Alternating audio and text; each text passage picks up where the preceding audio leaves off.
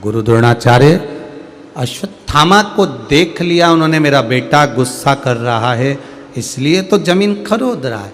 बेटे का हाथ पकड़ा, जाने लगे।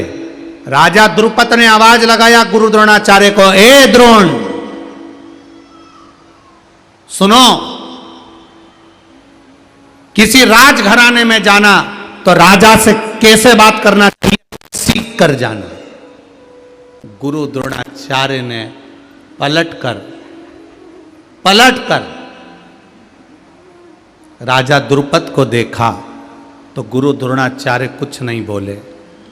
अश्वत्थामा तब बोले, मेरे पिता एक राजा के पास में नहीं आए थे, मेरे पिता एक मित्र से मिलने के लिए आए थे। मित्र से मिलने के लिए आए थे। आवाज क्या, आज साउंड ठीक नहीं चल रहा तुम्हारा। मेरे पिता राजा से मिलने के लिए नहीं आए, मेरे पिता एक मित्र से मिलने के लिए आए।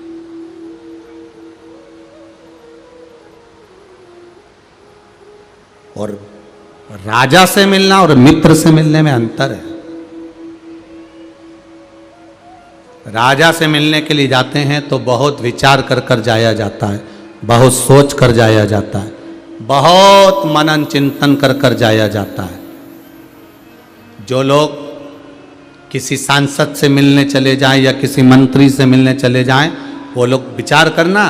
किसी राजा से मिलने जाओगे तो 50 विचार कर कर जाओगे, सोच कर जाओगे, मनन चिंतन कर कर जाओगे, क्या बोलना है क्या नहीं बोलना है, इसलिए लिख कर भी लेकर जाओगे, क्या बोलना है क्या नहीं बोलना है।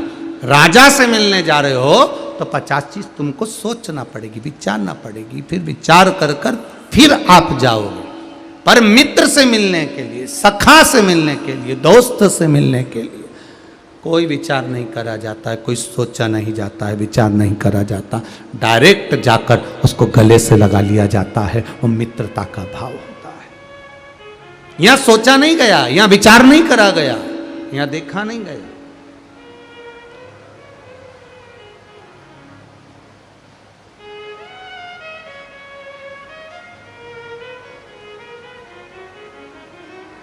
मेरे पिता एक राजा से मिलने के लिए नहीं आए, मेरे पिता एक मित्र से मिलने के लिए आए।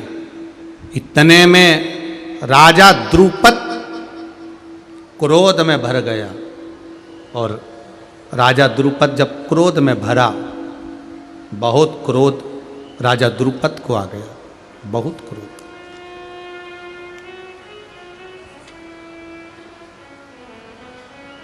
और जब राजा द्रुपद को क्रोध आया,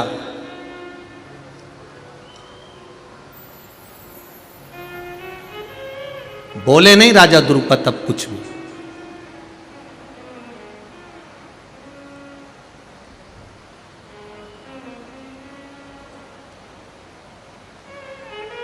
द्रुपद का पुत्र द्रुम्बान ने देख लिया कि अश्वत्थामा कुछ बोल रहा है, पर द्रुपद अपने बेटे को देखे और कहा, जब भिखारी को भीख नहीं मिलता है ना तब वो गुस्सा करता है, क्रोध करता है। आज गुरु द्रोणाचार्य की आंख से आंसू बह रहे हैं, नेत्रों से जल बह रहा है कि मैं कहां गाय मांगने के लिए आ गया, वो भी इस द्रुपद के दरवाजे पर। इतना प्रेम था राजा द्रुपद से, इतना प्रेम था, इतना प्रेम था। और आज मेरी बुद्धि मारी गई जो गाय मांगने के लिए मैं राजा द्रुपद के यहां गया।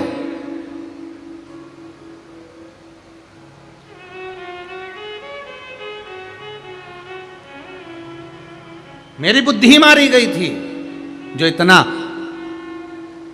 मैं यहां पर आया। अश्वत्थामा का हाथ गुरु द्रोणाचार्य ने पकड़कर बाहर निकले। पूरी सभा ठिठोली कर कर हंस रही थी। आपको परसों की कथा में कहा था, गरीबी रहेगी तो कोई तुम्हारे ऊपर दृष्टि नहीं देगा, कोई तुम्हारा साथ नहीं देगा। जब तुम मेहनत करने लगोगे तब लोग हंसेंगे, ये आगे बढ़ेगा, ये करेगा, ऐसा होगा, लोग हंसेंगे। और जब तुम मेहनत कर कर आगे बढ़ जाओगे, उन्नति की सीढ़ी पर चढ़ जाओगे, तरक्की की ओर बढ़ जाओगे, तुम्हारा वैभव, तुम्हारी सत्ता, तुम्हारा धन बढ़ जाएगा, तब लोग तुमसे ईर्ष्या करना प्रारंभ कर देंगे कि बताओ इतना आगे बढ़ गया, ना जाने कहां से लाया होगा, ना जाने कैसे आया होगा, ना जाने कहां से लाया होगा, इतना आगे बढ़ गया। ये 3 क्रम है। पहले साथ नहीं देंगे, फिर हंसेंगे, फिर जलेंगे, ये क्रम है।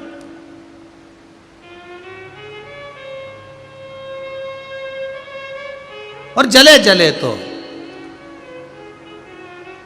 क्या किसको रोइए, चादर तान के सोइए। अपने को क्या करना, आग लगे बस्ती में, बोलो जम के बोलो जरा, अपन रहो मस्ती, अपने को क्या करना। पर एक चीज शिव महापुराण की सीख कर जाना, कच्चे मकान में रहो चाहे पक्के मकान में रहो, बस से रहना सीख जाओ तो जिंदगी का सारा सुख आपका है, सारा सुख आपका है। कई लोगों का पक्का मकान है, बंगला है, गाड़ी है, राजसी ठाट है, उसके बाद भी सुख नहीं, तो उससे तो कच्चे मकान में रहने वाला रोज गद्दा बिछाता है, सोता है, लपेट के फिर रख देता है और आ जाता है, वो सुखी है तुमसे। मकान कैसा भी हो, कैसा भी, पर प्रेम होना चाहिए। मकान कैसा भी हो उसमें प्रेम होना चाहिए, और मसान कैसा भी हो उसमें अग्नि होना चाहिए, तभी जाकर कहीं ना कहीं जीव का गति पहुंच सकती है। महाराज, आप जिस मकान में रहें उसमें आपका यदि प्रेम नहीं है, यदि आपकी वात्सल्यता, यदि आपकी करुणता नहीं है, तो उस मकान का कोई कारण नहीं महाराज, फिर उसका कोई सुख नहीं, उसका कोई आनंद नहीं। अश्वत्थामा चले, पिता के साथ घर पहुंच गए। घर पहुंचकर आज अश्वत्थामा ने अपने पिताजी के गोदी में बैठे और गोद में बैठकर पिता से कहा, पिता जी से कहते हैं अब किसी मित्र के यहाँ नहीं जाना, किसी से मांगने नहीं जाना। अश्वत्थामा ने कहा, अब जिसने जन्म दिया है उसके दरवाजे पर जाना है, अब उसकी चौखट पर जाना।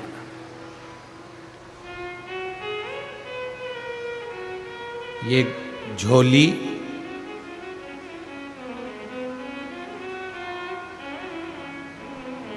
उसके आगे फैलाना जो दिल से, मन से देने का भाव रखता हो। किसी, चाहे परिवार वाला हो, नातेदार हो, रिश्तेदार हो, कुटुंब वाला हो, वैभव वाला, किसी के पास नहीं, जाओ परमात्मा के पास, कहो परमात्मा से,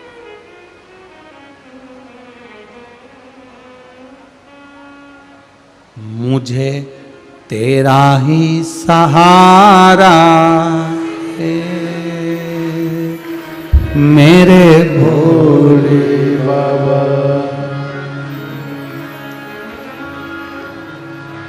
कब से खड़े हैं झोली पसार, क्यों न सुने तू मेरी पुकार। कब से खड़े हैं झोली पसार, क्यों न सुने तू। अपने स्थान पर बैठकर, जहाँ जगह मिल जाए वहीं बैठकर भगवान शिव से प्रार्थना करिए, भगवान शंकर से विनय करिए, निवेदन करिए।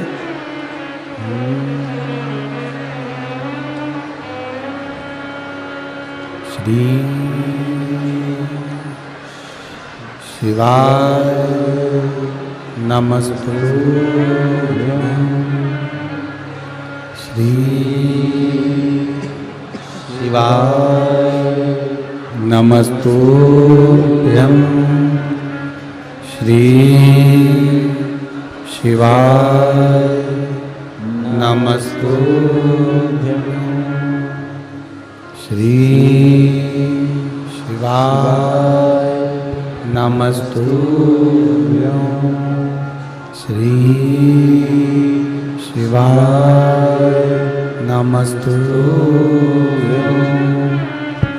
श्री शिवाय नमस्तुभ्यं भोला सब दुख काटो हमारा, ओ भोला सब दुख काटो हमारा। शिव शंकर जपो तेरी माला, भोले बाबा जपो तेरी माला, भोला सब दुख काटो हमारा, ओ भोला सब दुख काटो हमारा। वेश है मंगल मंगलकारी, वेश है मंगल मंगलकारी, शमशान वासी हमारा, शमशान वासी हमारा, भोला सब दुख काटो हमारा, ओ भोला सब दुख काटो हमारा। भगवान शिव की कथा कर रही। अश्वत्थामा चले गुरु द्रोणाचार्य जी की गोदी में जाकर बैठे। जब अपने पिता की गोद में बैठता है तो एकदम स्वतंत्र होकर बैठता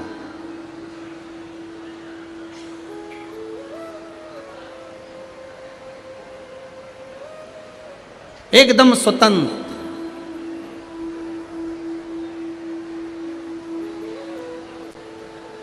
एक बात अपने स्मरण में रखिएगा,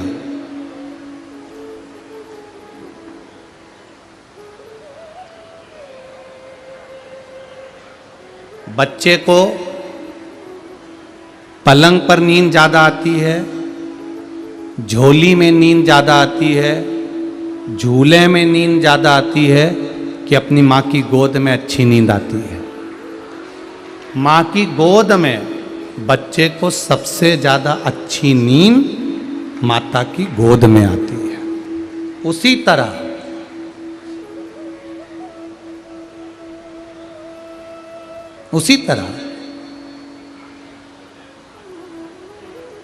जैसा बच्चा माँ की गोद में बैठने के बाद स्वतंत्र हो जाता है, एकदम अपने शरीर को छोड़ देता है कि अब मैं माँ की गोद में अपने शरीर को छोड़ दिया, माता की गोद में मैंने ये शरीर छोड़ दिया है, अब मैं अलमस्त होकर सो रहा हूँ। अब मुझे कोई चिंता नहीं, कोई फिक्र नहीं, कोई डर नहीं, कोई भय नहीं, कोई तकलीफ नहीं, कोई कष्ट नहीं है। मैं माता की गोद में मैंने सब छोड़ दिया है।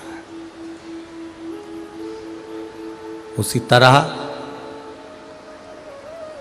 आप जब परमात्मा की कथा में जाएं, शिव मंदिर जाएं, राम मंदिर जाएं, कृष्ण मंदिर जाएं, या भगवान की चौखट पर जाएं, या गुरु के पास में जाएं, सदगुरु के चरणों में जाएं, निर्भज्ञ हो जाओ, एकदम भय से मुक्त कि अब मैंने परमात्मा के भरोसे सब कुछ छोड़ दिया है। अब वो साध ले, अब हमको भटकना नहीं है, अब हमको कहीं भ्रमित नहीं होना।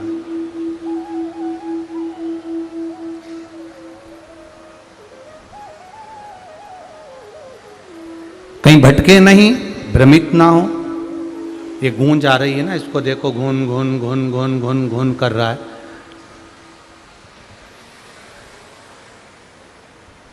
भटके ना, भगवान के पास पहुंचे तो ये विश्वास मानकर चले कि हमने अपना पूरा संपूर्ण जीवन परमात्मा को दे दिया, फिर हमारा भटकना खत्म।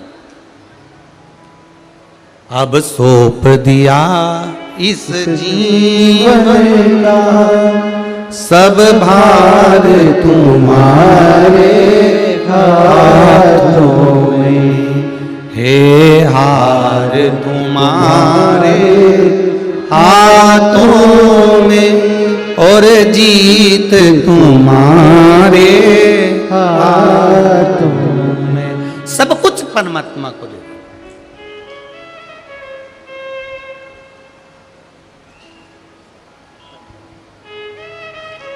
हम टेंशन हम लेते हैं, चिंता हम करते हैं, दुख हम झेलते हैं, कष्ट हम झेलते हैं, पर हम एक निवेदन करना चाहेंगे, दुख तुम्हारा है, कष्ट तुम्हारा है, तकलीफ तुम्हारी है, चिंता तुम्हारी है, जो कुछ भी है वो तुम्हारा है, पर तुम उस चिंता को, उस तकलीफ को, उस दुख को, उस कष्ट को परमात्मा को देकर चलो।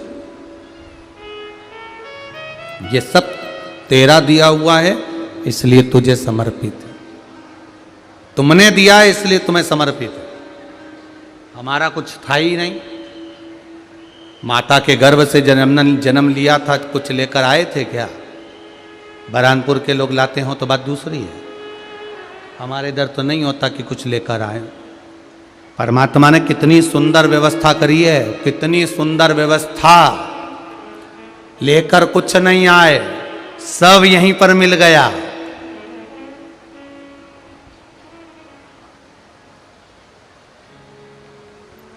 और जाओगे फ्रिज ले जाओगे, वॉशिंग मशीन नहीं।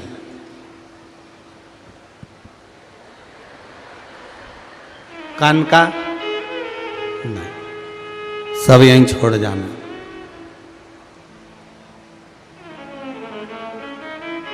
कभी कभी एकांत में बैठकर विचार करना कि अपन नीचे आए और वापिस गए। ऐसा नहीं लगता जैसे किसी 5 स्टार होटल में अपन इतने दिन रुके थे। जब तक जेब में 2000 के नोट की गड्डी थी, तब तक चाय भी आई, कॉफ़ी भी आई, रोटी भी आई, तंदूरी आई, पनीर की सब्जी और पालक पनीर, शाही पनीर, छम्मक लड्डू, बालूशाही, बंगाली मिठाई। और जब 2000 की गड्डी धीरे धीरे धीरे धीरे धीरे धीरे खत्म हो गई,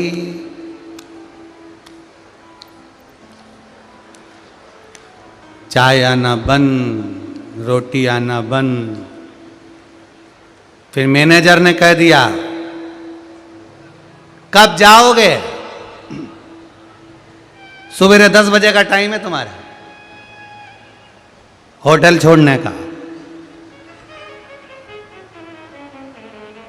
इतने में तो इसको गुस्सा आ गया, तो मुझे समझता क्या है? क्या मैं भिखारी हूं? अब भी फोन लगाता हूं, फिर मंगवाता हूं। उसने अपने पहचान वालों को लगाया, उसने 500 के नोट की गड्डी भेज दी। अब 2000 की 2 लाख थे, 500 के 50,000 की गड्डी। फिर खाना चालू करा, फिर भोगा सुख, गड्डी फिर खत्म। अब की बार बोला ऐसे बाहर नहीं निकलूंगा, इतने दिन से रह रहा हूं, थोड़ा तो व्यवहार निभाओ। कि हम होटल वाले कोई व्यवहार नहीं निभाते दादा, नोट खत्म तो तुम भी खत्म, चलो कहीं से ला रहे हो क्या? रिश्तेदारों को फोन लगाया, कोई 100 के नोट की गड्डी भेजो, 500 की भेजो, कोई पैसा मेरे खाते में डलवाओ, कहीं ना कहीं से पैसा पहुंचाओ। तब पैसा नहीं आया, तब आखिरी में होटल से धक्के मारकर निकाल दिया गया। तुम्हारा सामान सब जो वापर रहे थे, टाविल और पेस्ट और ब्रश, सब वहीं छोड़ के जाना पड़ा और तुम बाहर निकल जाओ। 5 स्टार का सुख अब तुम्हारे लिए नहीं है। उसी तरह पूर्व में जो तुमने पुण्य करा था, उस पुण्य की 2000 के नोट की गड्डी भगवान ने जब तुम्हें जन्म दिया, दोनों में हाथ में बांधकर भेज दिया। तेरी पुण्य की गड्डी देकर भेज रहा हूं, जितना लुटाएगा रहना है रह ले, ऐसे रहे। जब पुण्य की गड्डी धीरे धीरे धीरे धीरे धीरे धीरे खत्म होती चली गई। तब फिर भगवान से कहा अब मेरे पास कुछ नहीं, क्या करूं? तब पत्नी के पुण्य की गड्डी काम में आई। उसने जो व्रत करा था 500 के नोट की गड्डी भेज दी। पत्नी ने अपना पुण्य दिया, बच्चों ने अपना पुण्य दिया। धीरे धीरे धीरे धीरे वो पुण्य भी खत्म होता चला गया, होता गया, होता गया। आखिरी में फिर ये जिस घर में रह रहे हो, संसार में रह रहे हो, परिवार में रह रहे हो, ये होटल पूरी की पूरी खाली करना पड़ी और आखिरी में फिर वापिस जाना पड़ा। चले, कभी कभी विचार करा करो कि होटल में रह रहे हो, होटल में जेब में जितना है उतना खर्च कर रहे हो, श्वास जितनी है उतना खर्च कर रहे हो, और एक दिन जाना पड़ेगा सब छोड़कर। चाहे सीओर वाला महाराज हो, चाहे कहीं का भी महाराज हो, जाना तो पड़ेगा। केवल तुम सोचो कि महाराज हमसे कह रहे हैं, ऐसा नहीं। हमको ये अलग से बूटी लिखा के नहीं लाए। आया है सो जाए, कोई किसी का भरोसा नहीं, कब प्राण छूट जाए, कब ये शरीर रह जाए, कब ये शरीर समाप्त हो जाए, किसका भरोसा? बस अगर विश्वास प्रबल किया है, भगवान पर भरोसा प्रबल किया है, दृढ़ता प्रबल की है, तो वो देता। एक पत्र आया, देखिए,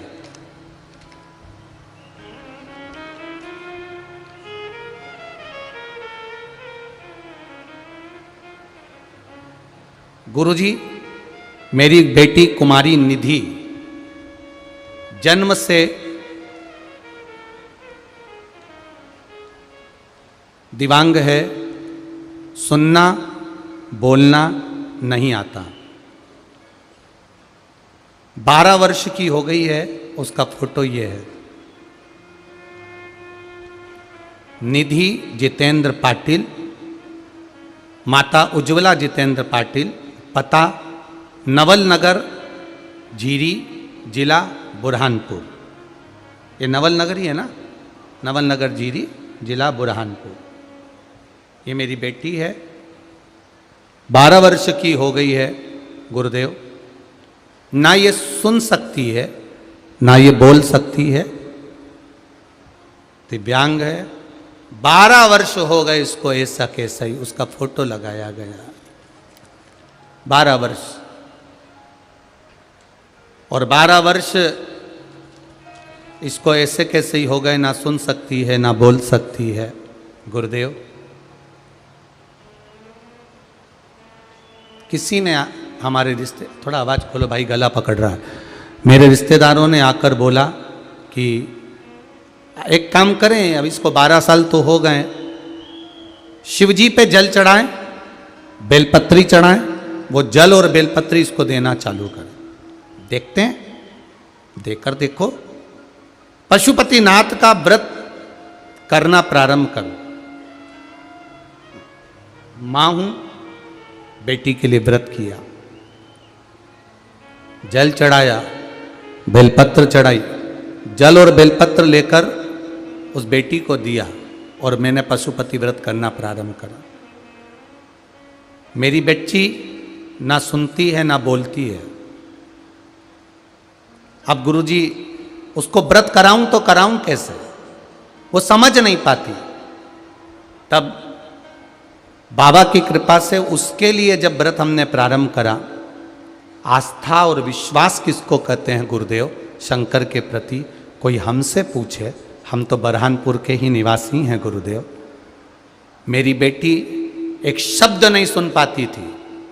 2-2, 3-3 कान की मशीनें रखी है, मशीनों से भी नहीं सुन पाती गुरुदेव, और ना बोल पाती है।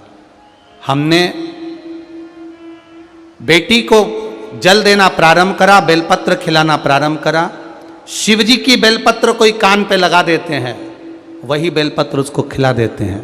बाबा की कृपा से बेटी के कान में थोड़ी थोड़ी आवाज आना प्रारंभ हो गई है। ये शिव तत्व। बेटी का फोटो देखिए आप, थोड़ी थोड़ी आवाज आना प्रारंभ हो गई। और मेरी बेटी जो एक शब्द भी नहीं बोल पाती थी, अब वो धीरे धीरे श्री शिवाय नमस्तुभ्यम का उच्चारण करना प्रारंभ कर रही है। उसका शब्द अभी थोड़ा आया है गुरुदेव, ज़्यादा तो नहीं आया, पर उसके शब्द का उच्चारण प्रारंभ हो गया। गुरुजी, शिव महापुराण नहीं है ये, शंकर जी ने अमृत दे दिया है संपूर्ण विश्व के लिए, जिसको लोग सुन रहे। ये शिव तत्व है। कहीं बैठी हो तो हाथ जरूर हिलाना, जिसने भी ये पत्र लिखा है, कहीं बैठे हो तो हाथ जरूर हिलाना। कुमारी निधि जितेंद्र पाटिल, माता उज्ज्वला जितेंद्र पाटिल, नवल नगर जीरी, जिला बुरहानपुर। शिव तत्व है, शंकर ओघड़ी है, दया सागर है, कृपालु है वो। बस आपके विश्वास को मत टूटने दो। जितना भरोसा एक पत्नी पति पर करती है, एक पति पत्नी पर करता है, उससे भी लाख गुना भरोसा मेरे महादेव पर करना, वो दुख हर लेगा, निश्चित निश्चित वो दुख हरेगा। ऐसा कोई दुख नहीं है जो मेरे महादेव नहीं हर सकता। बस आपका भरोसा मत डिगने देना, विश्वास मत डिगने देना। कई लोग, अर्चना दीदी, कई लोग हमसे कहते हैं कि इतने पत्र आते हैं आपके पास में, क्या सभी पत्र में केवल लोगों का अच्छा ही अच्छा लिखा होता है? दीदी, इन पत्रों को हम कभी भी अपने सीहोर लेकर नहीं जाते। ये पत्र यहीं रखे रहते हैं और ढेरों में रखे रहते हैं। कई पत्र तो बस थोड़े बहुत पढ़ पाते हैं, थोड़े बहुत ये ढेर, ये सारे पत्रों का ढेर है, इनको तो पढ़ ही नहीं पाते। आखिरी दिन आपको दर्शन करा देंगे एक साथ सारे पत्रों का। और सब पत्र में मोबाइल नंबर रहता है, सारे पत्र में एड्रेस रहता है, किस गांव में, किस कॉलोनी में, किस मोहल्ले में, किस जगह कौन रहता है, उस तक का वर्णन रहता है। किसी का भाग्य लिखने वाले हम नहीं, पर भाग्य बदलने वाला महादेव जरूर है, ये निश्चित है। वो लिखता भी है, लिखने वाला, पर बदलता वही है। आपकी दृढ़ता, आपका विश्वास, आपका भरोसा आप उस परमात्मा के प्रति रखो। एक पत्र आया, देखिए,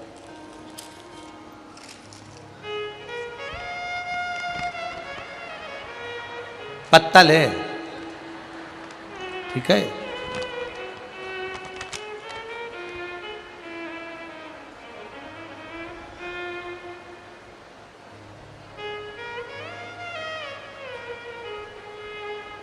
रेखा चौहान, जलगांव से आई हूं, कहीं बैठी हो तो हाथ हिलाइएगा।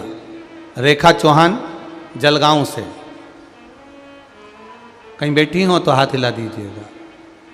पीछे हैं क्या? उधर हैं? अच्छा, इधर हैं, ठीक है, हाथ हिला दीजिएगा। रेखा जी, मेरा नाम रेखा चौहान, जलगांव से आई हूं गुरुजी।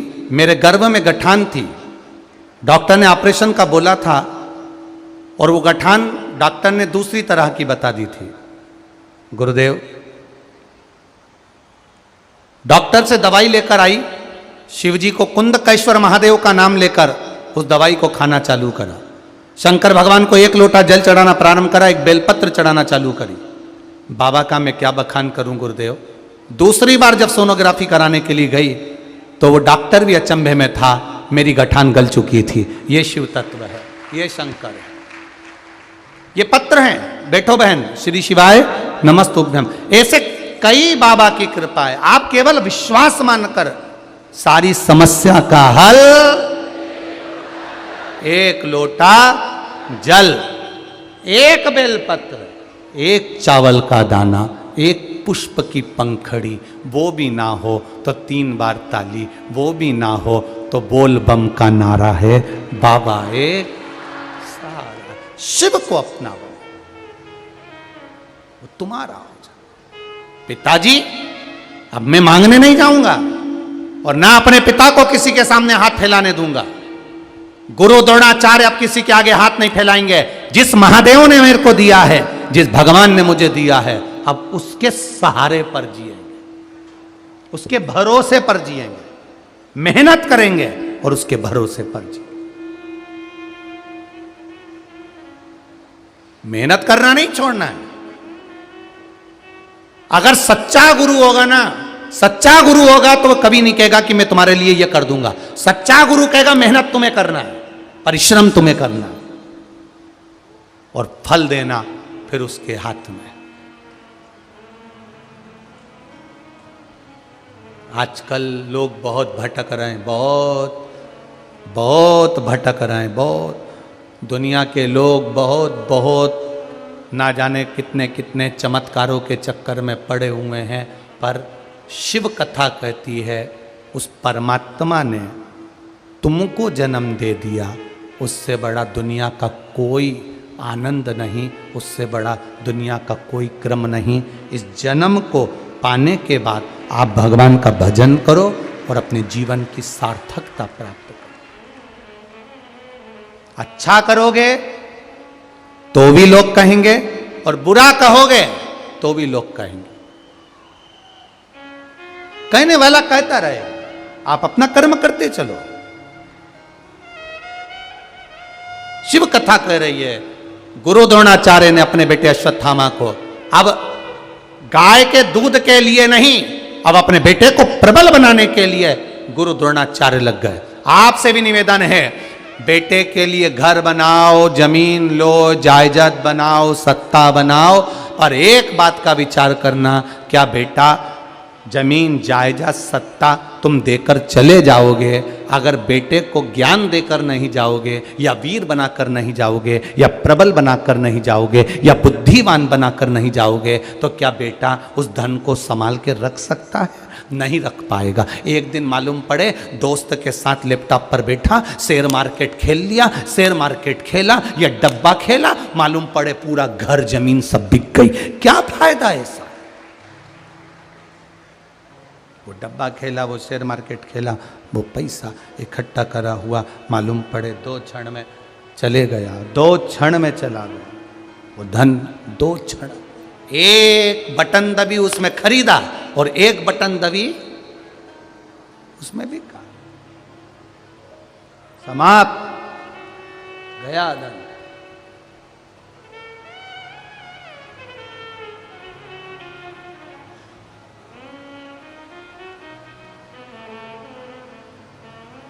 यहां शिव पुराण कह रही है, भगवान शंकर का संवाद कह रहा है, शिव तत्व कह रहा है। गुरु द्रोणाचार्य अपने बेटे को शस्त्र विद्या सिखाने में लग गए, अश्वत्थामा, शस्त्र विद्या।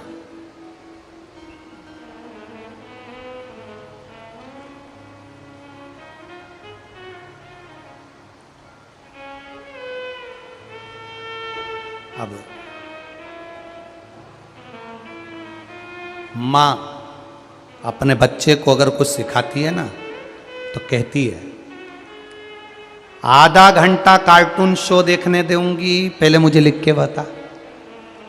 बोलो री माताओं, बोलो सही है कि गलत है? अपना मोबाइल दूंगी, लिख के बता। अगर तुझे यह याद हो गया तो मैं तुझे साथ लेकर जाऊंगी, नहीं तो घर छोड़ जाऊंगी। कुछ बच्चे को मां समझाकर उसको कहती है कि मैं तुझे ऐसा कर दूंगी, तू मेरा बस ये याद करके बता दे, तू ऐसा करके बता दे, मैं तुझे ऐसा कर दूंगी। ये मां का प्रेम है, ये मां की वात्सल्यता है, ये मां की करुणता है। ये मां अपने बच्चे को कैसे ज्ञान दे रही है, ये मां की वात्सल्यता के अंतर्गत आता है। गुरु द्रोणाचार्य ने कह दिया, अश्वत्थामा सुन, मैं जो विद्या दे रहा हूं, एक दिन में तुझे एक शस्त्र विद्या दूंगा, अगर उस शस्त्र विद्या को तू सीख गया तो मैं कहता हूं शंकर जी ने तुझे मुझे दिया है। शंकर जी तुझे एक बार अपने शिवालय का दर्शन कराने के लिए जाएं ना जाएं, मैं तुझे शिव के एक शिवालय का दर्शन रोज कराऊंगा। अश्वत्थामा ने कहा, पिताजी ठीक है, अगर मैं शस्त्र विद्या में एक दिन में एक विद्या सीख गया तो तुम मुझे एक शिवालय का दर्शन कराने ले जाओगे। गुरु द्रोणाचार्य ने कहा ठीक है, मैं तुझे एक शिवालय का दर्शन कराने के लिए चलूंगा। पक्का? पक्का। अब अश्वत्थामा को गुरु द्रोणाचार्य शस्त्र विद्या सिखा रहे हैं। शस्त्र विद्या सिखाते, एक दिन में एक विद्या सिखा देते और सीख जाता परीक्षा लेते और गुरु द्रोणाचार्य उसको एक शिवालय का दर्शन कराने जाते। आज निकल गया समय, निकलता गया निकलता गया निकलता गया। गुरु द्रोणाचार्य ने आज एक शस्त्र विद्या सिखाई। गुरुदेव ने आज एक शस्त्र विद्या सिखाई और शस्त्र विद्या सिखाते ही गुरु द्रोणाचार्य किसी काम से चले गए और भूल गए कि मुझे एक शिवालय का दर्शन कराना है। अश्वत्थामा रो पड़ा, आज मेरे पिता ने शिवालय का दर्शन नहीं कराया। पर मेरे पिता कहते थे कि शिव शिवालय का दर्शन कराता है। शंकर के मंदिर में जल चढ़ाने वो ही जा सकता है जिसको शंकर भगवान ने पसंद कर कर रखा होगा, दूसरा नहीं जा सकता। आप अपने बेडरूम में जितनी माताएं बैठी है, जितने भाई बैठे हैं, आप अपने कमरे में कोई भी सामान अटाला पसंद नहीं करते। तुम अपने कमरे में कोई अटाला सामान नहीं रखते हो।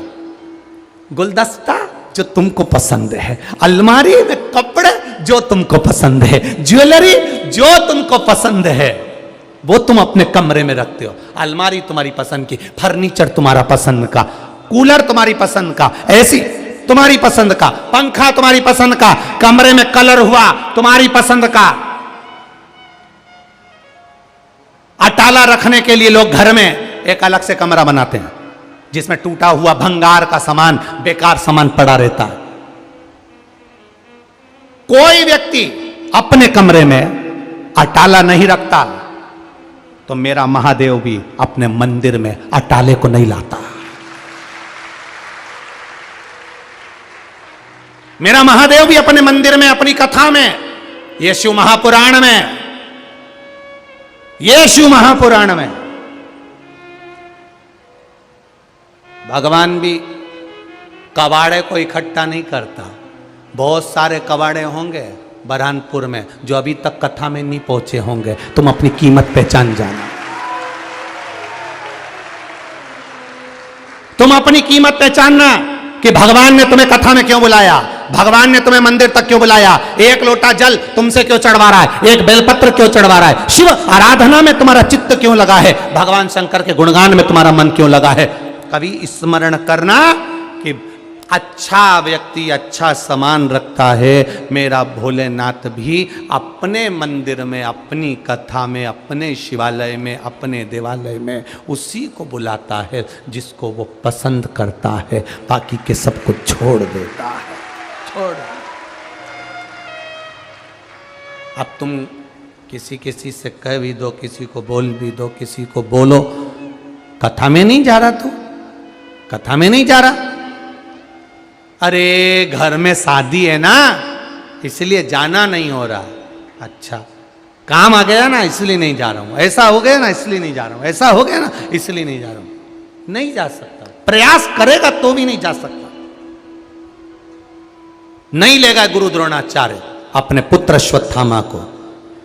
गुरुजी ने कहा था, पिताजी ने कहा था, उसने जन्म दिया है, वो दर्शन कराता है, शिवालय तक भी वो ले जाता है। आज गुरु द्रोणाचार्य नहीं आए तो अश्वत्थामा को लेने के लिए मेरे देव अधिदेव महादेव आए, लेकर गए शिवालय, लेकर गए शिवालय तक।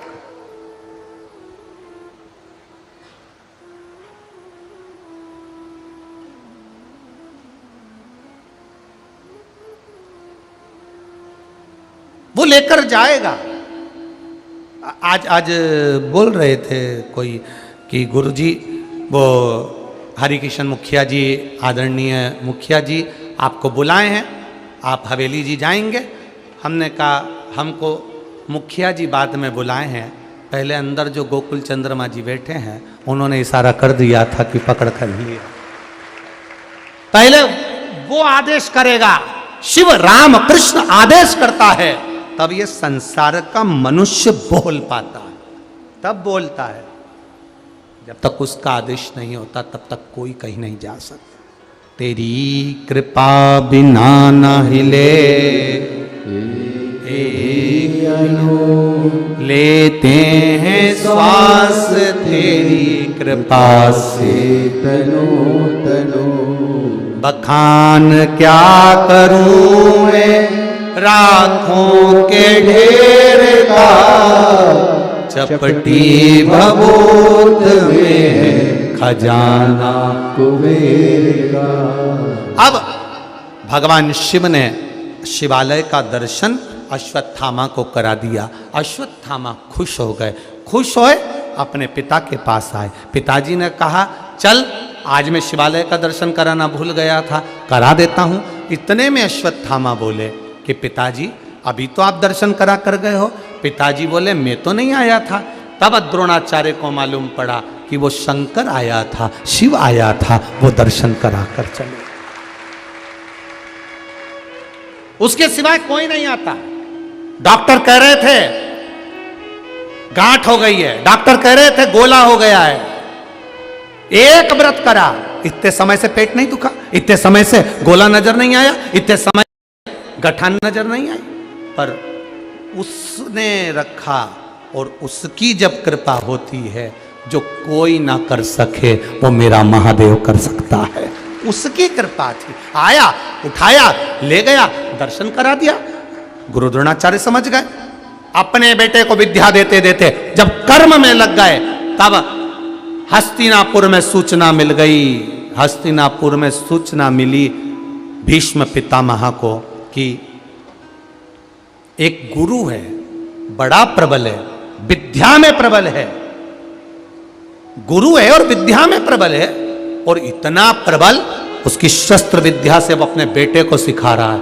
उसका बेटा इतना प्रखर है, इतना प्रबल है, उसके जैसा भीष्म पितामह ने सोच लिया। राजाओं के पास सूचना कर दी, कौरव और पांडव इन दोनों को विद्या देने के लिए गुरु द्रोणाचार्य को बुलाया जाए। गुरु द्रोणाचार्य को जब विद्या देने के लिए बुलाया गया कि आप इनको विद्या दीजिए, आप इनको विद्या प्रदान करो।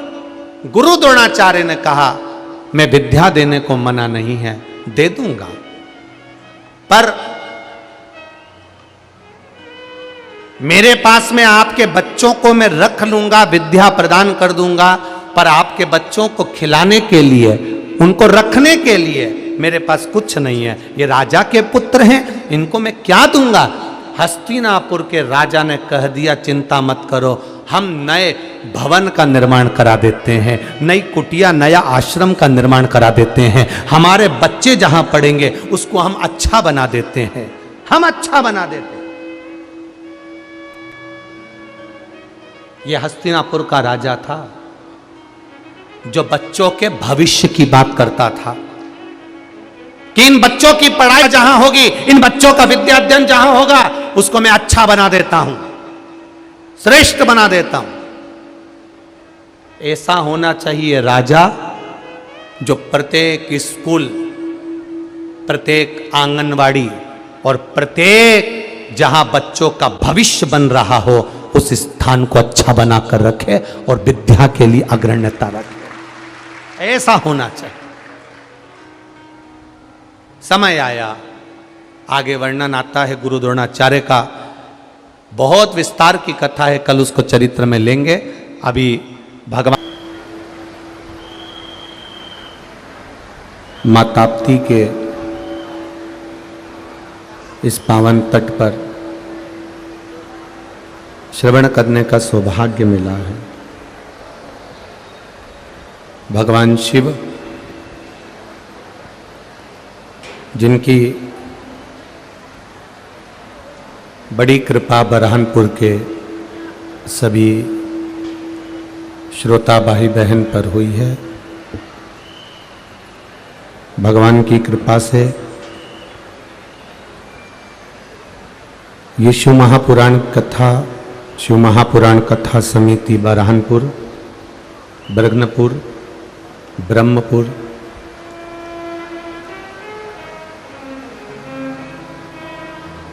मुख्य यजमान के रूप में विराजमान दीदी अर्चना जी चिटनीस, पूर्व कैबिनेट मंत्री मध्य प्रदेश शासन, कथा के इस पावन प्रांगण में विराजमान सभी संत साधु ब्राह्मण जन, गुरुजन, तपस्वी जन, साधक जन एवं भगवान शिव की अविरल आनंदमय कथा का रसपान करती आस्था चैनल के माध्यम से और फेसबुक यूट्यूब के माध्यम से एवं इस पावन प्रांगण में बैठकर कथा के सुंदर रस तत्व को ग्रहण करने का सौभाग्य मिला है। बड़ा कठिन है मनुष्य का शरीर,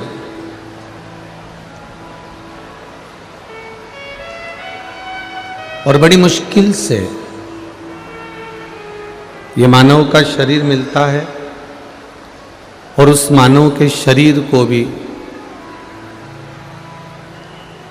मिलने के बाद भी यदि हम उसको सत्कर्म की ओर लेकर ना जाएं, भगवान की अविरल भक्ति की ओर लेकर ना जाएं,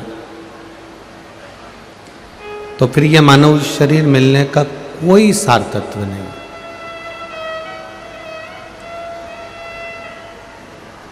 विनय,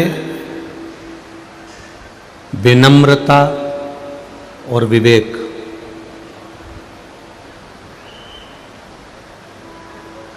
ये तीन हमें संसार सागर से ऊपर उठाने का कार्य करते हैं। एक विनय, एक विनम्रता और एक विवेक।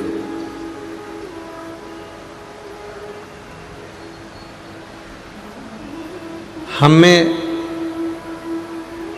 कहीं थोड़ा बहुत अभिमान अगर समाया हुआ है, हमें अगर थोड़ी बहुत अभिमत्ता समाई है, अहंकार समाया हुआ है, तो हमें विनयता नहीं रहेगी।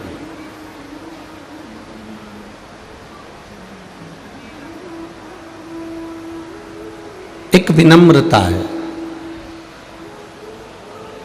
आप कितने भी ऊंचे पद पर पहुंच जाओ, कितने भी प्रतिष्ठित हो जाओ, कितना भी बेबहव तुम्हारा हो जाए, कितना भी धन, कितनी भी संपदा, कितनी भी दौलत आपके पास में आ जाए, यदि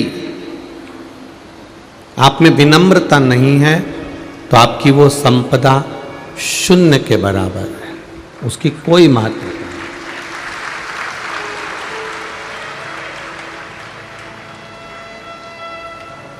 स्वामी विवेकानंद जी से पूछा गया, एक सभा में स्वामी विवेकानंद जी से एक प्रश्न किया गया कि पढ़ा लिखा व्यक्ति आपकी दृष्टि में कैसा होता है?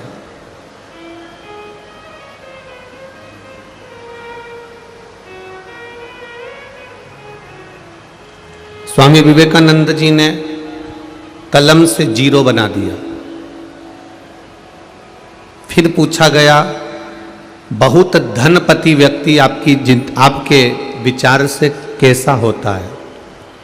स्वामी विवेकानंद जी ने फिर जीरो बना दिया। जो बहुत ऊंचे अहदे पर बैठा हुआ है, बहुत प्रतिष्ठित है, बहुत नामी है, वो आपकी दृष्टि में कैसा है? स्वामी विवेकानंद जी ने फिर जीरो बना दिया। फिर पूछा, जो व्यक्ति बहुत सुंदर है, बहुत विद्वान है, वो आपकी दृष्टि में कैसा है? स्वामी विवेकानंद जी ने फिर जीरो बना दिया, शून्य।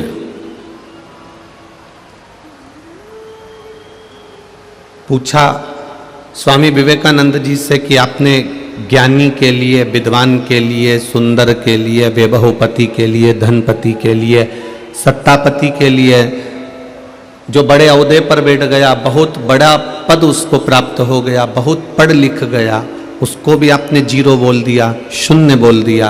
आप कहना क्या चाहते हो? स्वामी विवेकानंद जी ने कहा, इन सब के आगे, ये सब जीरो हैं, अगर इनके आगे एक विनम्रता नहीं है तो ये शून्य के बराबर है।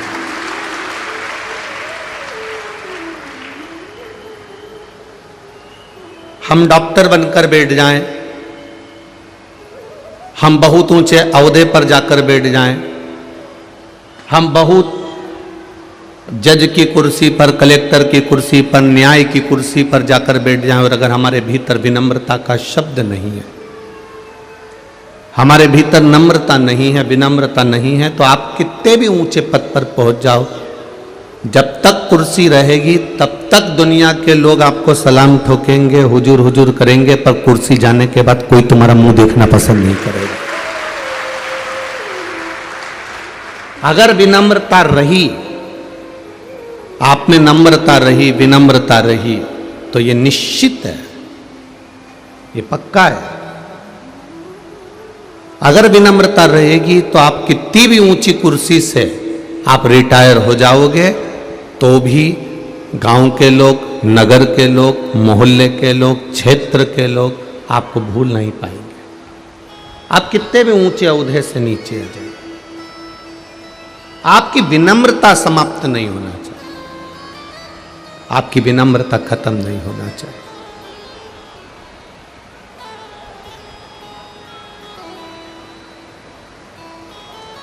मैं अर्चना दीदी से कहूंगा,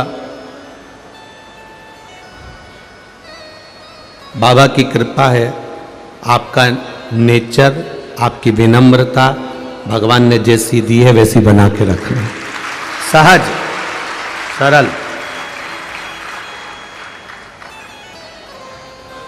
सबके प्रति एक भाव में लेकर, कितना भी ऊंचे पद पर हम पहुंच जाएं, हमारी विनम्रता में कमी नहीं होना चाहिए। विनय, विनम्रता और विवेक, ये तीन चीजें परमात्मा ने प्रत्येक व्यक्ति को दी है।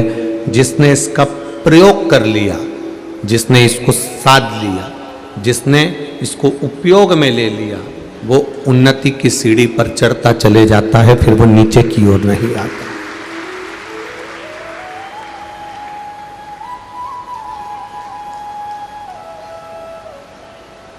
आपकी विवेकता, आपकी विनयता, आपकी विनम्रता आपको भगवान की भक्ति की ओर अग्रणी करती है। जब राम जी महाराज वन में घूम रहे थे, वन में विचरण कर रहे थे, वन में घूमते घूमते घूमते घूमते लंका तक जब पहुंचे,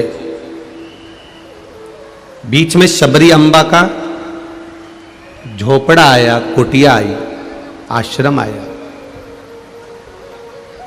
मां शबरी अम्बा के आश्रम में जब राम जी महाराज गए, झोपड़े में गए, कुटिया में गए, तब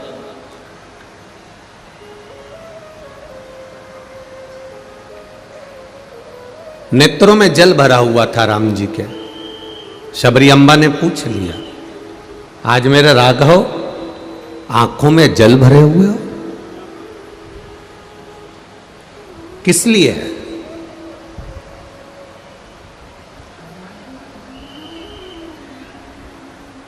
जानकी जी कहीं चली गई हैं, उनको ढूंढ रहे हैं।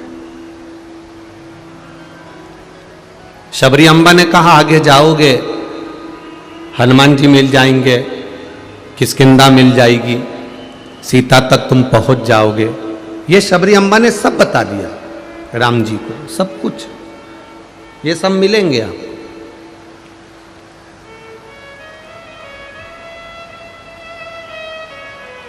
और मैं जानती हूं शबरी अम्बा कह रही हैं कि सीता को ले जाने वाला कोई राक्षस है, सीता को ले जाने वाला लंकाधिपति रावण है, वो ले गया।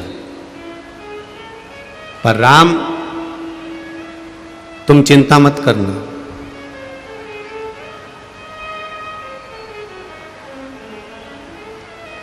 रावण तुमसे ज्यादा विद्वान रहेगा।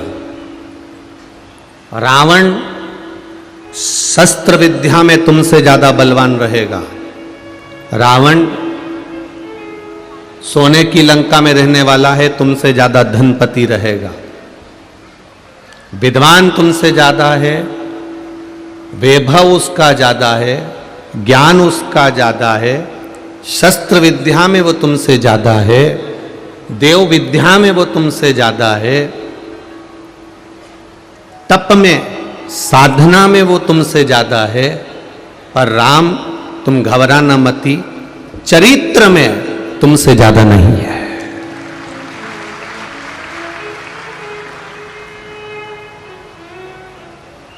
तुम चरित्रवान हो और वो चरित्रविहीन हो गया। पर नारी को जब उसने स्पर्श कर लिया, पर नारी को यदि वो लेकर आ गया, पर नारी को यदि वो ले आया है, पर नारी को यदि वो खींच लाया है, पर नारी को यदि वो लेकर आया है, तो वो अपने चरित्र से वंचित हो गया है, अपने चरित्र से।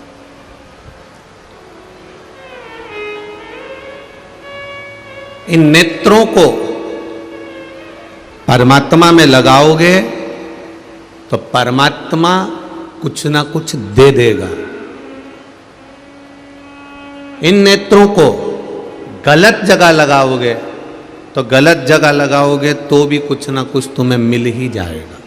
लगा कर देखना, तुम गेट पे खड़े हो जाओ और कोई लेडीज, कोई नारी, कोई स्त्री, कोई लड़की निकल रही हो और तुम उसे टकटकी लगाकर देखते जाओ, देखते जाओ, देखते जाओ, देखते जाओ, देखते जाओ, देखते जाओ, देखते जाओ, देखते जाओ, देखते जाओ, फिर कहीं का आएगा वो तुम्हें देते जाए, देते जाए, देते जाए, देते जाए।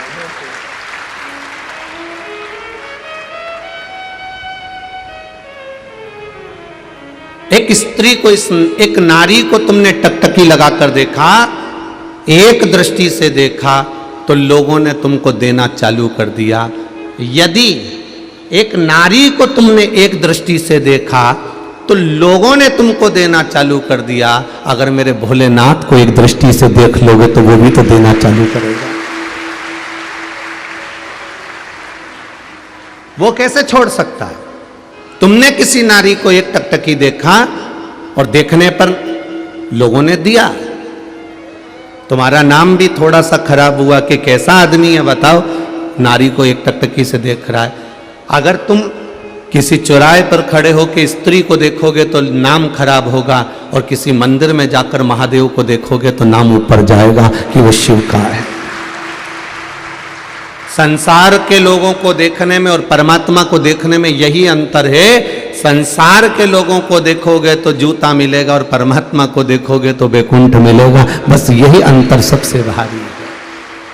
उस परमात्मा की अविरल भक्ति को हम क्यों ना प्राप्त करें? उस परमात्मा की अविरल भक्ति को हम क्यों ना प्राप्त करें?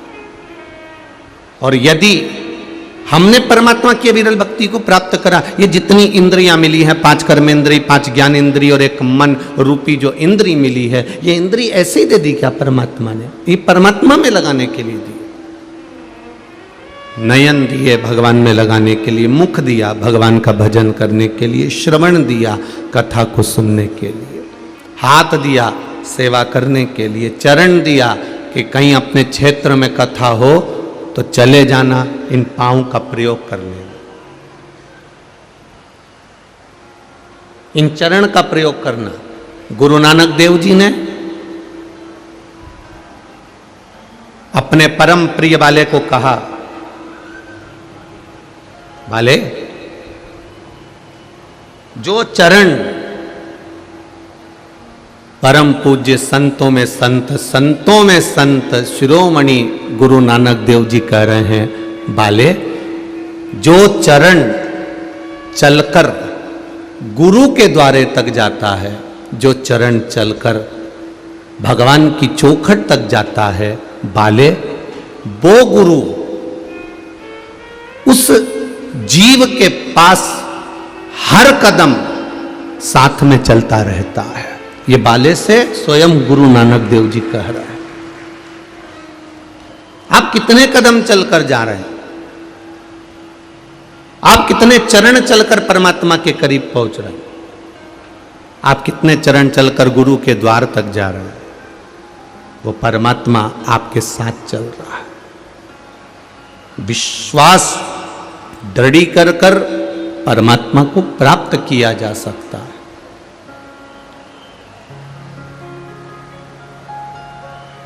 ये साधु, ये संत, ये सन्यासी, ये तपस्वी, ये साधक, ये उपासक, ये कोई साधारण नहीं है। सैनिक और संत में कोई अंतर नहीं होता। सैनिक भूमि की रक्षा करता है भारत की, और संत धर्म की रक्षा करता है भारत की। सैनिक और संत में कोई अंतर नहीं होता। सैनिक के हाथ में हथगोले और बंदूक होती है, और संत के हाथ में ये शिव पुराण, राम कथा, भागवत कथा, गीता और रामायण होती है। ये भी किसी हथगोले से कम नहीं है। बस वो बॉर्डर पर खड़ा हुआ है, और बॉर्डर पर खड़े होकर भूमि की रक्षा कर रहा है। और संत भी आपके उम्र की हर बॉर्डर पर खड़ा हुआ है। बचपन में, जवानी में, अधेड़ी में, बुढ़ापे में वो आपको ज्ञान देता रहता है कि थोड़ा सा सबर जाओ, आपकी जिंदगी सबर जाएगी। वो खड़ा है। सैनिक भी तप साधना करता है, ठंड में, बारिश में, धूप में, एक जैसा खड़ा रहता है। बर्फ गिर रही है तो भी वो पड़ा हुआ है, तो ये तप ही तो है, ये साधना ही तो है। बारिश गिर रही है तो भी खड़ा है बॉर्डर के ऊपर, ये तप ही तो है, साधना ही तो है। गर्मी पड़ रही है तो भी खड़ा हुआ है, ये तप है, ये साधना है। संत भी क्या करता है? ये भी तप साधना करता है। व्रत रखता है, उपास रखता है, अग्नि में तपता है, पानी का हंडा रख लेता है, ठंड में मालूम पड़े ठंडे पानी से ताप करता है, वो भी कर रहा है। तो वो भी तप रहा है, ये भी तप रहा है, वो भी साधना कर रहा है, ये भी साधना कर रहा है। उस साधना के बल पर हमें क्या प्राप्त हो रहा है? एक संत, एक सैनिक, ये दोनों राष्ट्र रक्षा के लिए बहुत जरूरी है, बहुत जरूरी। और एक बात कहना चाहूंगा, संत और सैनिक, इन दोनों से बढ़कर राष्ट्र रक्षा के लिए एक और जरूरी है, वो है प्रत्येक घर में रहने वाली मां जो अपने बच्चों को संस्कार देगी तो इस राष्ट्र की रक्षा अच्छी होगी। प्रत्येक घर में रहने वाली मां अपने बच्चे को अच्छा ज्ञान दे, श्रेष्ठ बातें बताए, तो राष्ट्र की रक्षा होने में देरी नहीं लगेगी। ये जितने क्राइम हो रहे हैं, कहीं छोटी छोटी बेटियों के साथ में गलत काम हो रहा है, कहीं स्त्रियों का कोई वस्त्र खींचा जाता है, कहीं नारियों को छोटे छोटे वस्त्र पहनाए जाते हैं, कहीं कोई किसी को गाली दे रहा है, कोई किसी की चोरी कर रहा है, कोई गाड़ी लूट रहा है, कोई गाड़ी चोरा कर ले जा रहा है। ये जितने क्राइम हैं, राष्ट्र में जितने क्राइम हो रहे हैं, इस क्राइम को सरकार कभी नहीं रोक सकती, चाहे वो अथक प्रयास कर ले। इस क्राइम को सरकार नहीं रोक सकती है, पर इस क्राइम को केवल एक मां रोक सकती है, अपने बच्चे को संस्कार देकर। अपने बच्चे को मां ऐसा संस्कार दे, अपने बच्चे को मां ऐसा संस्कार दे कि वो फिर क्राइम नहीं करेगा। जो बच्चा बाल्यावस्था में गीता पढ़ लेता है, जो बच्चा बाल्यावस्था में रामायण पढ़ लेता है, जो बच्चा बाल्यावस्था में भागवत पढ़ लेता है, जो बच्चा बाल्यावस्था में गीता का एक श्लोक भी पढ़ लेता है, तो ये विश्वास मानकर चलना, वो अदालत में खड़े होकर गीता पर हाथ नहीं रखता है। इस क्राइम को रोकने के लिए केवल एक मां मजबूत चाहिए, ऐसी मां जो स्वामी विवेकानंद को जन्म देती है, ऐसी मां जो बाला साहब ठाकरे को जन्म दे देती है, ऐसी मां जो राम और कृष्ण को जन्म दे देती है, ऐसी मां जो शिवाजी छत्रपति को जन्म दे देती है, ऐसी मां जो झांसी की रानी को जन्म दे देती है, ऐसी मां जो एक से बढ़कर एक योद्धा वीर इस भारत की भूमि पर जन्मे हैं, उनको जन्म देने वाली कोई दूसरी नहीं, कोई माँ ही होगी जिसने अपने बच्चे को ज्ञान दिया होगा और बच्चा संस्कारित हुआ होगा। वो माँ की जरूरत आज भी है। आज भी एक मां अगर ठान ले तो क्या नहीं कर सकती, उसका सबूत यहां पर भी है। देखिए,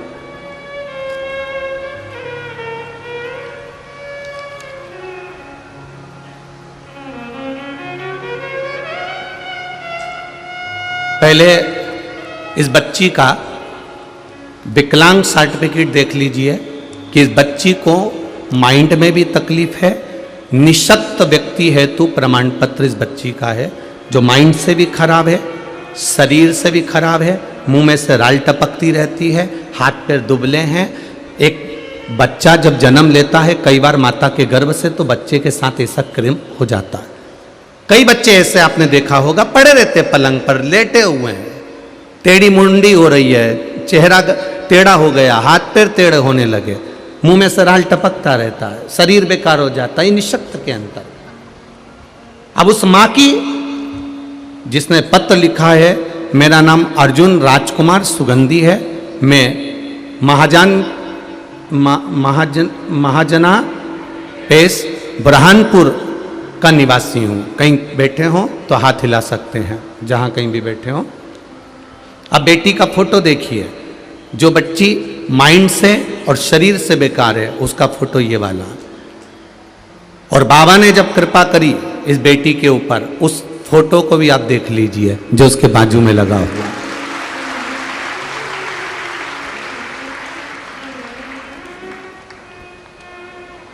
मेरी पुत्री नाम अंजलि का जन्म 11/1/2013 को हुआ था। उसका शरीर विकास तो हो रहा था, किंतु कुछ परामर्श डॉक्टरों से लिया गया तो डॉक्टरों ने कहा ये ऐसी ही रहेगी, विकलांग ही रहेगी, इसका पाँव काम नहीं करेगा, माइंड काम नहीं करेगा, मुंह में से राल गिरती रहेगी। वैसी की वैसी मेरी बेटी रही। इंदौर इलाज करवाया, जलगांव करवाया, खामगांव करवाया, मुंबई करवाया, सारे डॉक्टरों को दिखाया, पर कोई डॉक्टर ने ये नहीं कहा कि ये ठीक होगी। पड़ी रहती थी, राल टपकती रहती थी, माइंड काम नहीं करता था। 2016, 2017, 18 इन सब में मैंने बेटी का इलाज करवाया। सारी रिपोर्टें मैंने पीछे लगा दी हैं, आप देख सकते हैं। पूरी रिपोर्ट लगाकर भेजी है कि मेरी बेटी ठीक नहीं हो सकती, उसका माइंड और उसका शरीर चलेगा नहीं, वो पलंग पर पड़ी रहेगी। बस सेवा करो, जितने दिन जी जाए उसकी सेवा में लग जाओ। हमने भी विश्वास, जब भरोसा छोड़ दिया, अब डॉक्टर बोल रहे हैं कि विकलांग का प्रमाण पत्र ही दे दिया। ये विकलांग का प्रमाण पत्र है जो उस लड़की को दिया गया, क्योंकि लड़की विकलांग थी तो विकलांग का प्रमाण पत्र दे दिया बच्ची को। अब प्रमाण पत्र जब विकलांग का दे दिया गया, ये लड़की चल नहीं पाएगी, माइंड इसका खराब रहेगा, बोल नहीं पाएगी, ये लड़की बेकार रहेगी। सब छोड़ दिया। तब बाबा की कृपा देखिए गुरुदेव, आपने टीवी पर कथा करी और उस कथा को हमने सुनना चालू करा, शिवजी के मंदिर में जाना चालू करा, बेटी को उठाकर शंकर जी के मंदिर में ले जाकर छोड़ देती, दीवाल के सहारे टिका देती और बाबा से कहती तेरे भरोसे पर आई हूं, लड़की का जिंदगी है। आप ही ने लिखा है भाई, आप ही ने लिखा है, दोनों हाथ हिला दो ऐसा एक बार, हर हर महादेव। लड़की की जिंदगी है, संवारना आपको पड़ेगी बाबा, ना तो ये उठ सकती है, ना चल सकती है, ना माइंड से ठीक है, आप संभालो ना बाबा। जल चढ़ाते शिव जी को, बेटी को वहीं पर पिला देते, पड़ी रहती वो, रोज ले जाता, रोज छोड़ता। एक दिन जल लिया, बाबा उसके पांव पर मलना प्रारंभ करा, बेलपत्री को वहीं पीस कर उसके मुंह में डाल दिया और बेटी को दीवाल के सहारे खड़ा कर दिया। बेटी को दीवाल के सहारे खड़ा करा, गिर गई, फिर उसके पांव में जल लगाया, फिर बेलपत्री दी। आप कथा में कहते हो उसके भरोसे रहना, वो साध लेगा। फिर बेटी को खड़ा करा, बेटी फिर टपक गई। फिर दिया बेलपत्र, फिर जल चढ़ाया, फिर बेटी को दिया। तब तीसरी बार मेरी बेटी ठीक से खड़ी हो गई और चलना चालू कर दी। ये शिव तत्व है, ये शंकर है, ये ओघड़ी है। बैठो भाई। श्री शिवाय नमस्तुभ्यम। मेरी बेटी जो माइंड से खराब थी, विकलांग थी, उसका फोटो लगा रहा हूं, और मेरी बेटी जो चलने लगी उसका फोटो लगा रहा हूं। शायद ये दुनिया के इतिहास में कभी नहीं हो सकता जो मेरे भोलेनाथ ने करा। ये दोनों फोटो आप जरूर देखिए, एक विकलांगता में, एक चलने पर बेटी का। शिव तत्व है, ये दो फोटो लगा है। ये शंकर है, ये ओघड़ी है, जिसको विकलांग का सर्टिफिकेट दे दिया गया, जिसका जीवन। और अब उसमें एक पत्र में लाइन लिखी है, मेरी बेटी का धीरे धीरे धीरे धीरे पांव से चलना तो चालू कर दिया, अब माइंड ने भी काम करना प्रारंभ कर दिया। ये शिव तत्व है महाराज, ये ओघड़ी है। आप विश्वास के साथ अगर महादेव के मंदिर जा रहे हो, आप विश्वास के साथ शिव अर्चना कर रहे हो, आप विश्वास के साथ शंकर को मना रहे हो। अब इसमें कोई सियोर वाला महाराज नहीं आया है, और ना सियोर वाले महाराज ने कोई बेल दी, ना कोई भभूति दी, ना कोई तंत्र है, ना कोई मंत्र है। केवल आपका भरोसा, केवल भरोसा।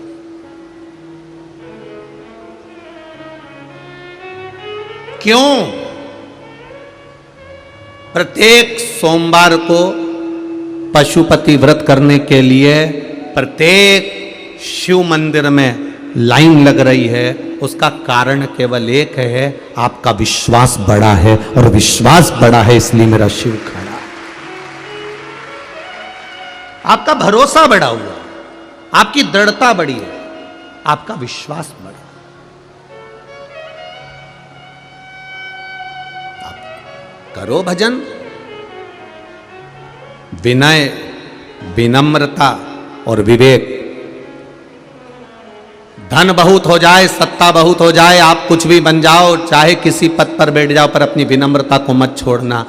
तीसरे नंबर पर है विवेक। अपनी बुद्धि का प्रयोग जरूर करना, पर बुद्धि का प्रयोग किसी को नीचे दिखाने के लिए नहीं, किसी को कष्ट देने के लिए नहीं, किसी को तकलीफ देने के लिए नहीं। बुद्धि का प्रयोग, विवेक का प्रयोग किसी के जन कल्याण के लिए करना, किसी के जीवन के उद्धार के लिए करना, किसी के जीवन के आनंद सुख के लिए करना। यह विवेक का प्रयोग करें।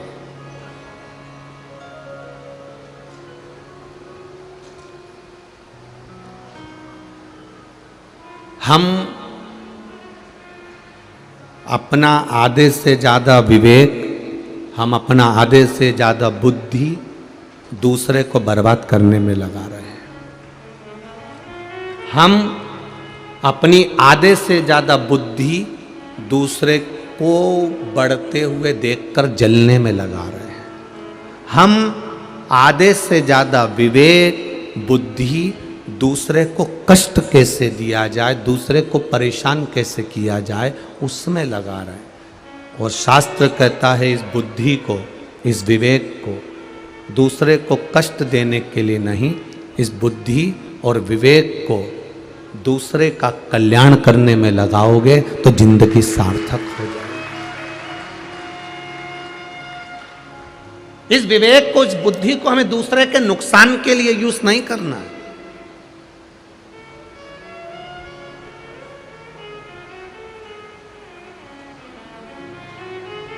मेरी माताओं में वो गुण हैं, वो गुण भारत की माताओं के सिवा किसी में नहीं हो सकता, जो मेरी भारत की माताओं में गुण है। क्या गुण है मेरी भारत की माताओं में? कि दूध अगर फट भी गया, दूध अगर फट जाए, दूध अगर बेकार हो जाए, तो मेरी भारत की मां उस फटे हुए दूध की भी मिठाई बनाकर अपने बच्चे को खिला देती है। वो गुण है भारत की मां। सोचो, फटा हुआ दूध भी मेरी भारत की माँ उसको भी मिठाई बनाकर दूसरे के सामने परोस देती है। मेरी भारत की माँ एक फटे हुए दूध की मिठाई बनाकर अपने बच्चों को खिला देती है। ये मेरी भारत की माँ के भीतर गुण है, जो वो विद्वत्ता का गुण है, जो बेकार सामान को भी संसार के आगे चला देती है, वो मेरी भारत की माँ है। ये भारत की माँ का ये गुण और कहीं नहीं मिल सकता। अमेरिका में, हॉलैंड में, इटली में कहीं नहीं मिलेगा। ये देने वाली मेरी भारत की माँ है।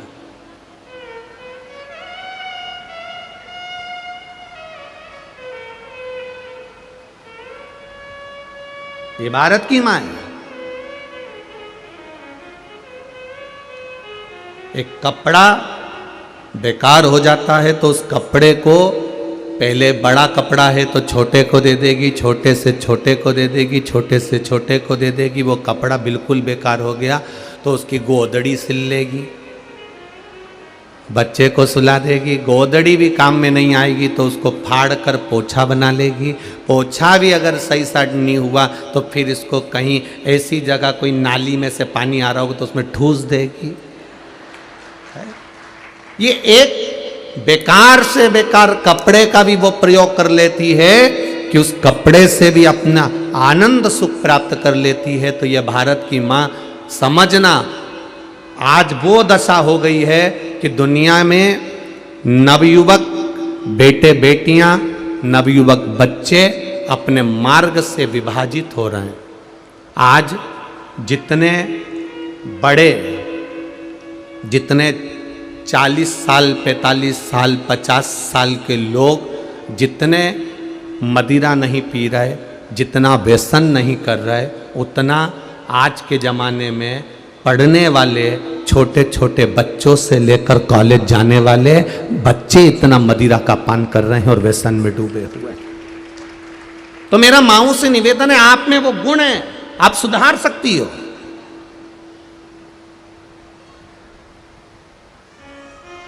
बस आपको अपने मुंह से बच्चों को छोड़ना पड़ेगा। जब बच्चा मुंह से छूट जाएगा तो फिर वो सुधरेगा। हम मुंह में पकड़े हुए हैं, हम आसक्ति में पकड़े हुए हैं, और जब तक हम मुंह में बच्चे को पकड़े हुए हैं तब तक वो सुधरने वाला नहीं है। आसक्ति में पड़ा रहेगा, मुंह में पड़ा रहेगा, नहीं सुधर पाएगा। उसको सुधारने के लिए आपको कुछ ना कुछ ऐसा कर्म करना पड़ेगा जिससे वो संवर जाए।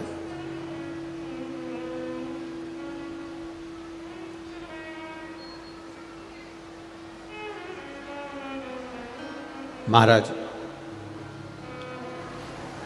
बहुत बुद्धिमान हो जाना, बहुत विवेकी हो जाना वो जरूरी नहीं, उसमें संस्कारों का गुण होना जरूरी है, उसमें संस्कार होना जरूरी है। तुम्हारा बच्चा अंग्रेजी स्कूल में पढ़ रहा है, तुम्हारा बच्चा सीबीएसई में पढ़ रहा है, कि तुम्हारा बच्चा सरकारी में पढ़ रहा है, उससे मतलब नहीं है। मतलब ये है कि तुम्हारा बच्चा किसी भी स्कूल में पढ़े, पर क्या तुम्हारे घर के संस्कारों से वंचित तो नहीं है, तुम्हारे घर के संस्कारों से छूटा हुआ तो नहीं है।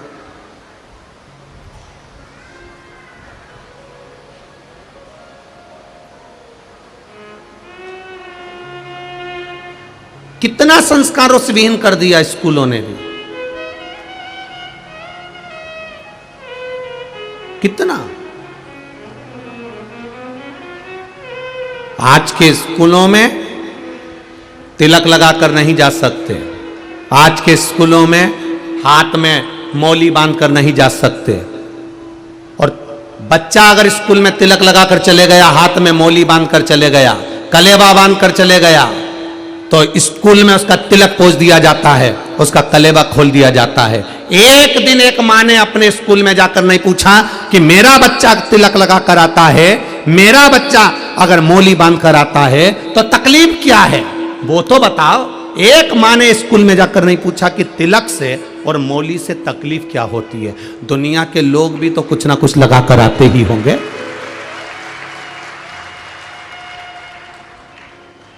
कोई कहता ही नहीं है ना, जाकर कहे क्या। 3 माताएं कुएं पे से पानी भर रही हैं। 3 माताएं कुएं पे से पानी भर रही हैं। एक बच्चा निकला, उसने हाथ हिलाकर कहा, मम्मी स्कूल जा रहा हूं। ठीक है जा। मां पानी भरते भरते बोली, ये मेरा बेटा है, अंग्रेजी स्कूल में पढ़ता है।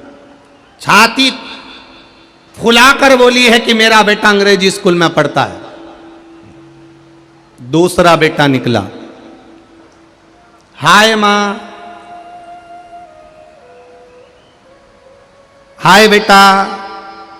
बेटा निकल गया। दूसरी मां ने कहा, ये मेरा बेटा है, CBSE स्कूल में पढ़ता है। और तीसरी मां पानी भर रही थी। बेटा आया, मां को प्रणाम करा, मां ला ये पानी की बाल्टी मैं घर पे रख देता हूं, उसके बाद स्कूल चले जाऊंगा। पानी की बाल्टी उठाई, घर पर रख दी। मां ने छाती ठोक कर कहा, यह मेरा बेटा है, सरकारी स्कूल में पढ़ता है।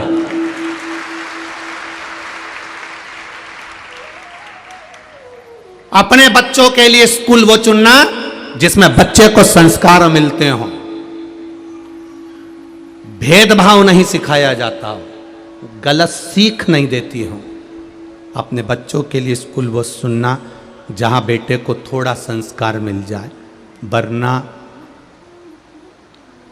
बेटा एलिफेंट में, बेटी है न्यूयॉर्क, और ब्राइट बच्चों के लिए हुआ बुढ़ापा डार्क। ओ काका क्या करोगे, ये रुपया कहां धरोगे, क्या करोगे इसे धन का। बेटा अमेरिका में बैठा है, बेटी न्यूयॉर्क में बैठी है, तुम कहां पर हो, फ्लैट में। बेटे मिले, शरीर में कष्ट आया, रोग आया, बीमारी आई, बाजू वाले बच्चों ने लाकर दवाई दे दी। पड़ोसी के बच्चे आकर पूछ लिए, आंटी कुछ ला दूं, अंकल कुछ ला दूं, आपको खांसी चली, आपको दवाई ला दूं, आपको यह हुआ, आपको ला दूं। पड़ोसी के बच्चे तुम्हें हॉस्पिटल लेकर जा रहे हैं, पड़ोसी के बच्चे तुम्हें डॉक्टर के पास लेकर जा रहे हैं, पड़ोसी के बच्चे तुमको ले जाकर दिखा रहे हैं। और बच्चे कब आते हैं, जब बूढ़े माँ बाप अपने प्राणों को छोड़ जाते हैं। आएंगे, प्रॉपर्टी बेचेंगे, पैसा लेंगे, वापिस चले जाएंगे। और बाजू वाले ने सेवा कर मर गया। और इतनी आसक्ति बूढ़े लोगों की भी, बुजुर्गों की भी आसक्ति इतनी ज्यादा, मेरा बेटा मेरी बहू, मेरा बेटा मेरी बहू, मेरा बेटा मेरी बहू। कोई पूना में रह रहा, कोई मुंबई में रह रहा, और जो पास में रहकर तुम्हें रोज हॉस्पिटल ले जा रहा, सब्जी लाकर दे रहा, दूध की थैली लाकर दे रहा, सामान लाकर दे रहा, अगर 1 रुपया उस पर ज्यादा चले जाए तो मन में सोच लेती चोट्टा है, और वो आएगा तो वो चोट्टे से कम है, तू मरेगी तब आएगा और लेकर सब चले जाएगा। काहे की जिंदगी जी रहे तुम, अकेले पड़े हो, अकेले, इतना बड़ा फ्लैट, अकेले।